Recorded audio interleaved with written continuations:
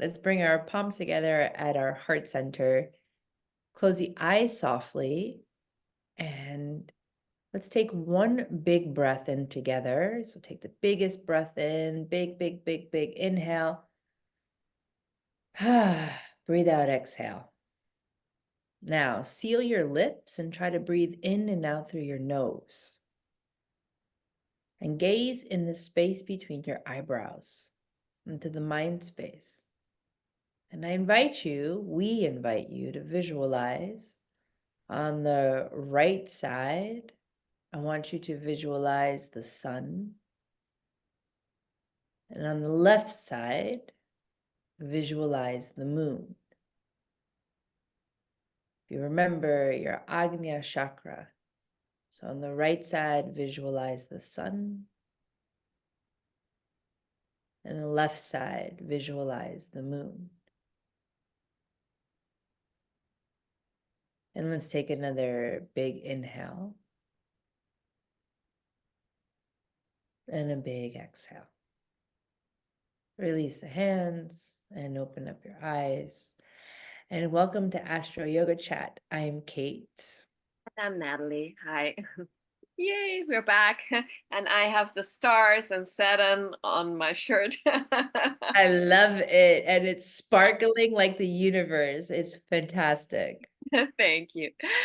So, our topic today, as we've finished our series about the houses, we actually wanted to talk about the lunar phases because, as yoga teachers, we like to remind our students, today's a full moon, today's a new moon.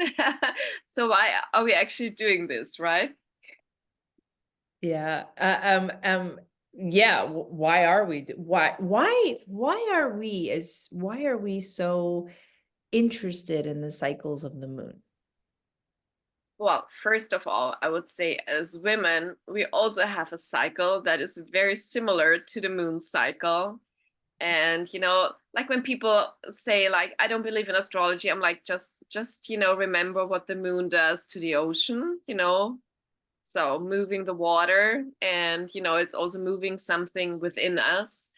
And the interesting thing about the moon is, I mean, it doesn't have light on its own, right? It's just receiving light from the sun. So there is some reflection about it. And when there is no light, I mean, there's literally no light in consciousness on certain areas. So when there is a new moon, actually, a few days before, there is also already, no light on the moon. And you call it also the balsamic days or the devil days. Like consciousness is less, you don't see things. It's not a good time to start things. Also, the new moon itself, also not such a good time to start things. But afterwards, once the light is coming back, then, a new movement starts. And like new moons and full moons, I think we feel them energetically in yoga class, like sometimes a lot of students show up, sometimes less students, sometimes the class is very energetic, sometimes it's very low in energy. And when you observe it, it goes in waves.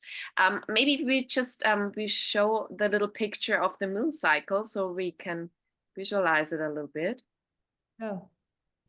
Yes, so you see on top, there's the new moon. So, there's no light. A new moon is always when the sun and the moon are conjoined. Yeah, they're on top of each other. So that's why we don't have light.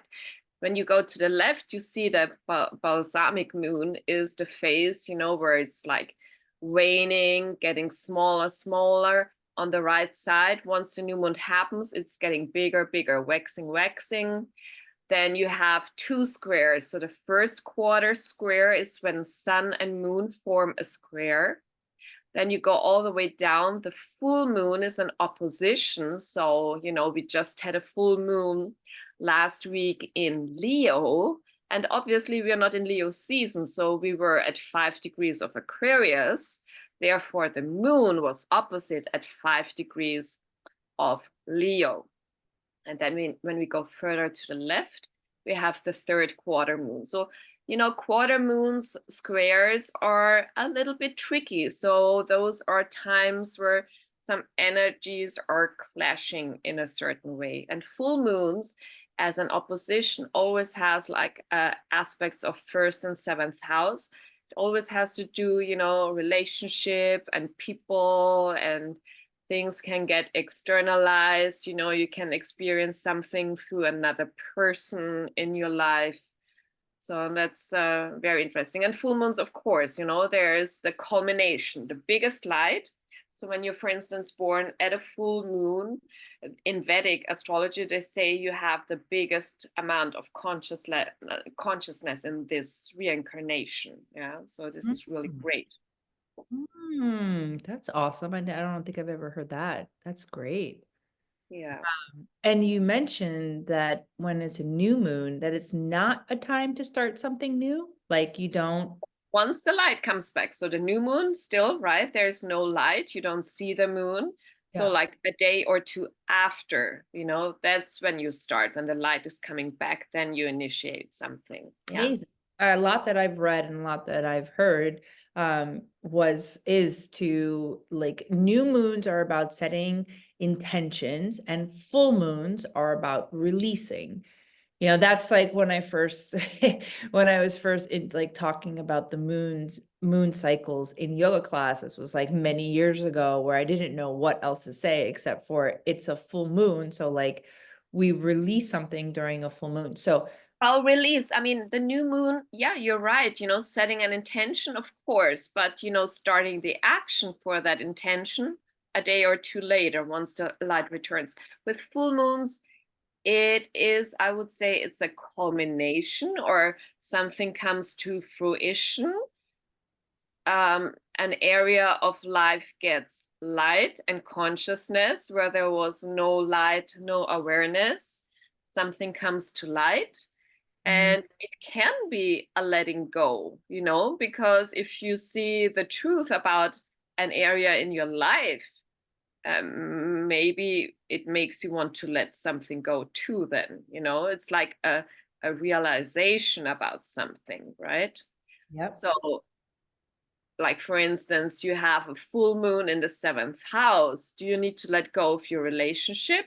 Maybe no. I mean, you know, you learn something about how you are in relationships and how your relationship works, and it comes to a culmination, and maybe it's time to step on the next level. Then you don't need to let it go, right? So, but maybe you need to let go of an old idea about relationships.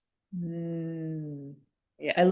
I love this because sometimes when we hear full moon release, you know, especially and people are so ready to just like, uh-oh, cut the cord, cut the tie, like I'm breaking up with you. It's a full moon happening again.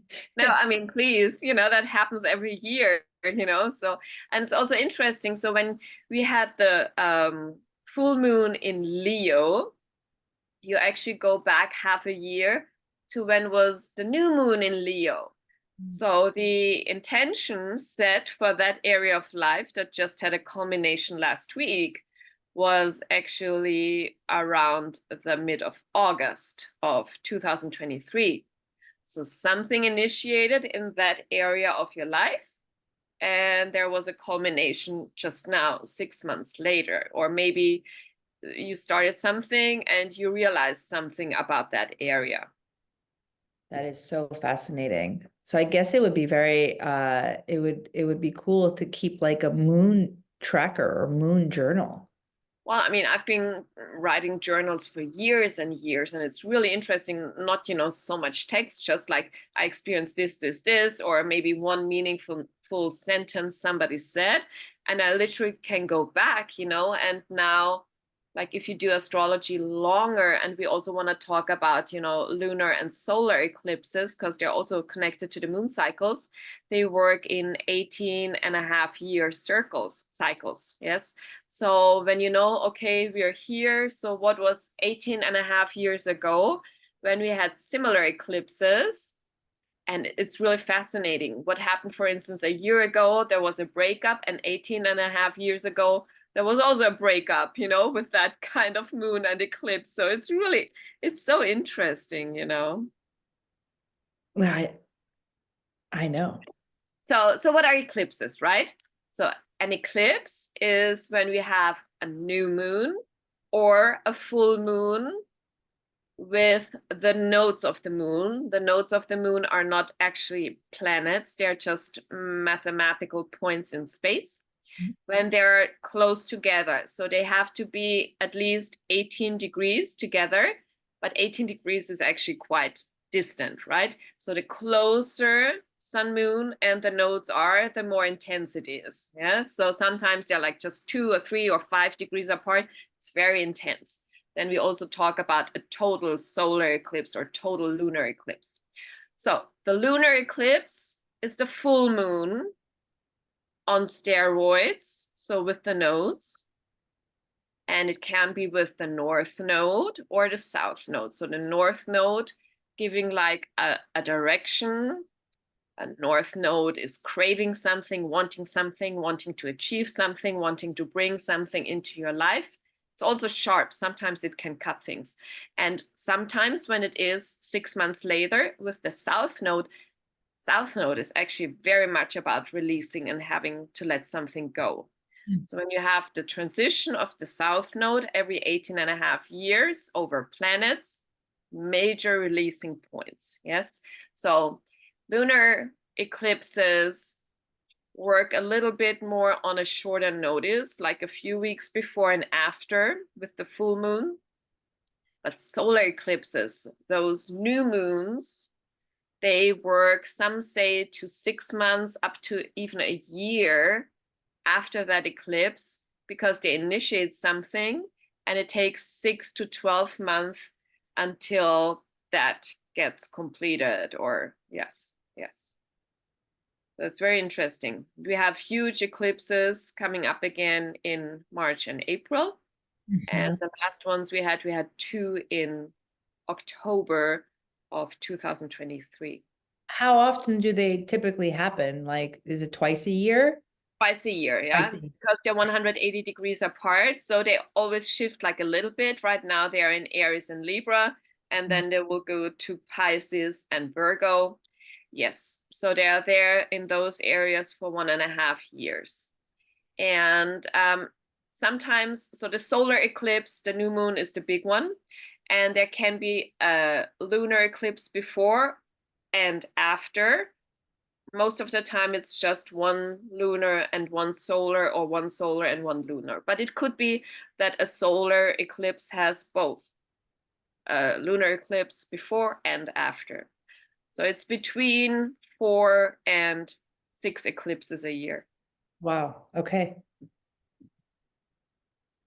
So when you go back, for instance, now the area of Libra had the south node in it since summer of 2023. So, if you have late points in Libra, you already had experienced some letting go. And the late degrees of Aries maybe experience something coming into your life or stepping more into your power. And because they are actually moving backwards. So the planets usually move forward, but only the lunar points, the lunar nodes, move backwards. So in summer, we started with 29 degrees of Aries and Libra, and now we're around, I would say, 19 degrees. And we will have one more year until they hit 0 degrees of Aries and Libra. And whether or not our minds are following this, understanding this, because this is this can be a lot to comprehend, right? And it is and it's not. As you hear Natalie talk about it, she talks about it with such ease because Natalie has studied this. She practices it, she sees it. She, it's like in my opinion, astrology is like a language that you've learned a language. You can speak this language. What I love getting from the essence of what you're saying and understanding the moon and the orbits and the eclipses and how everything is moving. At the end of the day, regardless if you believe in astrology or not, everything is moving. We are moving, we are changing. So and there's a cycle, yes. right? So when you hear like, oh, like, okay, I'm on like the upside of my life. Okay, great. And now I'm on the downside, but you're going to come up again and then you're going to go down again. And it's the cycle. So, if anything, take in the energy of knowing that it's a cycle and things are constantly moving. And also, I would say it's like, be aware there are just times where energy is very low around the new moon, before the new moon, and then very interestingly around full moon. So actually last week I taught just right around the full moon. So the class that ended 5 minutes before the full moon, very little people, everybody exhausted, headaches, tired, and you could feel like the energy building up. They were so tired, so exhausted. 5 minutes after class, there was the full moon. Then we had half an hour of a break. Next class was packed and high in energy because the full moon just had peaked. And within half an hour, there was such a huge energy shift, and it was light and fun and lots of energy. So like we talk in astrology, something is approaching or separating. So most of the time, like always, the approaching energy until it hits that point. When it hits the point, it's almost over already, then it's weakening very fast. But, like a few hours before the full moon or before you have a conjunction or whatever aspect, energy is building up. So you feel that in your body, as above, so below. We feel it here and we feel it in the interaction with people. There's I don't have it. I don't even know where to find it, but I saw this amazing image on Instagram. It was from NASA, and it was the cycles of the moon and how it affects our waters. And it was just like an assimilation of when the moon goes around and how our waters, the tides and everything is moving. And we are made up of, I mean, over 50% of water, I believe. I mean, I don't know the exact number, but I know it's pretty high up there of how much we are made up of water. So if it affects the ocean, that I like always love to hear that, because how could it also not affect us? Yeah. So That would actually be interesting to know, like, when there's a full moon, is there more crime? Are there more ambulances? Is there more police in the streets? Because, a lot of people, they don't sleep so well around a full moon, right? You're like wired in bed, you cannot sleep, you feel the energy. well, yeah, So, they're saying like, like the I don't even know if this is politically correct to say, but like the crazies are out, it's a full moon, must be a full moon. That's not probably the right. isn't it the word lunatic in the American language comes from, Yes, lunar. Yes, right? yes, yes. So like, Moonstruck. like, yeah, like, yeah, for sure. There's always, do you have a favorite? Like, is your favorite a full moon or a new moon? Do you have a favorite cycle? Um, well, I don't have a favorite. I just definitely know with me. I mean, even if I wouldn't follow the astrology, the night I'm standing in my bed and I'm not tired, which almost never happens, but the only night I'm not tired is the night before a full moon. Oh, but they also say like people with a lot of planets in water signs feel that more, right? So we both have our Venuses in Cancer. So, and yeah, so we feel that, and we both have Uranus in Scorpio. So we have some water signs. Also, the water signs are the ones that are a little bit more romantic. Hey. And as for romantic, can we warn people out there a little bit, because Valentine's this year is gonna be intense because Mars is gonna conjunct Pluto. So it's gonna be woo! Be very careful. Oh, and Mars, because No Mars, argument. right? Mars is a planet of like battle and war, right? Or right. War.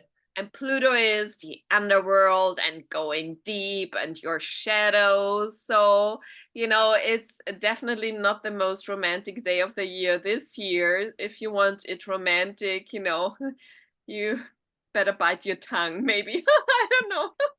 Maybe buy your own gift and then get surprised for yourself and be like, oh, look at the beautiful gift I bought for myself. Oh, I don't need anybody else to buy it for me because I took care of that. And it will That's conjunct at 0 degrees of Aquarius. So, the very first Aquarius, Taurus, Leo, and Scorpio, they will feel that a lot. wow. Yeah. Yeah. That's actually a good thing to know because especially that's actually really great to know because Valentine's Day is a day I don't know about in Europe, same, right? Valentine's Day? Because is Yeah, I mean, you buy flowers, but it's not so big as in America. oh my gosh, here it's like stupid. It's like, Valentine's Day. I remember being in high school and on Valentine's Day, high school, like you would buy a rose. You can buy a rose for someone, and everyone would wait to see how many roses that they would get, which is so sweet. But then people were they were mean and they would like buy roses for people that they didn't even like. And then, yeah, like things like that. I mean, we're kids, right? So like kids are just not unconscious in that sense of, they don't know how to handle their emotions yet and their feelings. But I just noticed a lot of when I was in high school, just a lot of that just mean kind of stuff, and And and you know and what? I'm not and I'm definitely was not an angel, so I was also mean, like I was not a really yeah, I was listen, I was not the yogic Kate as I am today. So um but yes, Valentine's Day in the States is a very big deal. So good to But know. it's not famous for being a romantic day because it's in the season of Aquarius. So Aquarius is about groups of people and friends, but it's not about love. Love is like Libra, or it could be like, Pisces is also very empathic and emotional or stuff like this. But Aquarius is very can be very detached. Detached. Wow. So I don't know if you ever had a very romantic Valentine's Day. I never had. Romantic, yeah. No, for so many years, like I despised Valentine's Day. I was like, no way, no Valentine's Day, no Valentine's Day presents, nothing, hate Valentine's Day, not happening, don't want to do what everybody else is doing. That kind of energy. And then I changed my tune a little bit because I was with a partner who like appreciated Valentine's Day and like, the flowers and the this. And I was like, yeah, that's cool. But then you realize something. And this is something that my partner would say all the time. Every single day should be Valentine's Day. Every single day should be an expression of sharing your love with someone. And Yeah. if you could only do it on one day a year, because that's whenever it's a holiday and it's being told to you that you should be doing it, it's wrong. Yes. And then so I have that in my head too. It's kind of like, you know, don't don't bite the bait, don't bite the bait of like of commercial stuff out there telling you, oh, this is the day of love. Because as you said, it's not even a freaking day of love. It's not even in the time of love, you No. know? Yeah. And I don't even know, like, I don't know how this episode turned into Valentine's Day, but who the heck, who is Valentine's? I mean, is Saint Augustine? I don't even know. Like, anyways. Yes. So we actually were talking about the moon cycles. Yes. So the next one coming up will be a new moon in Aquarius Hmm. at 20 degrees. It's going to be really interesting because it's exactly trining my sun, but it's going to be intense because it's going to square Uranus. So the planet of sudden unexpected changes. So something initiating in the Aquarius area of your life in your chart, but with a huge tension and wanting to liberate yourself of something. Interesting. I invite us as we are going to continue on this path of talking astrology, talking yoga, talking inner, deeper reflections. When you hear us talking about these, Uranus, sudden change, Where does your mind go? Where does your mind typically go when you think about releasing or setting intentions or letting things go? Are you thinking always about the same thing, like meaning a relationship, a career thing, a this? Open yourself up. So do your best to notice where your mind is going, where it's dwelling, what you're focusing on, and then take some steps back and see some bigger pictures. Because we might be also limiting ourselves and not understanding our shadows or our things that we need to be working with if we're only shining a light in one aspect of life. You know, I just want to say that because I find that sometimes with me, like when I'm thinking about the moon cycles, when I hear, oh, this is what's going to happen, I look at one area of my life. I'm like, whoa, whoa, whoa, whoa, whoa. I got so much of my life here. I have so much here. So like, don't look at just one part. Yes, and maybe if you're really interested in astrology and especially the moon cycles, I mean, you can even like type it in your phone, like 2, 3 days before the new moon or before the full moon is something happening. Maybe just write like one little sentence in your phone, in your calendar, that later on you can check like, is something developing out of that? Or, so that could be very interesting to observe. Absolutely. I like that a lot about putting it in your phone. Because, and as you were talking about the eclipses, and if it's happening like 6 months later, like you could also then look back and your notes and see how you were feeling or see whatever, and then see where you are now. That's a great idea. That's our homework. That's our homework. Yeah. Cool. Well, another episode of our Astro Yoga chat. And yeah, let's bring our palms together at our heart. Soften your eyes, and as you close your eyes, once again, imagine the sun blaring, this bright sun and light on the right side of your body. So from the right side. And then on the left side represents the moon, the beauty of the moon, and the stillness of the moon.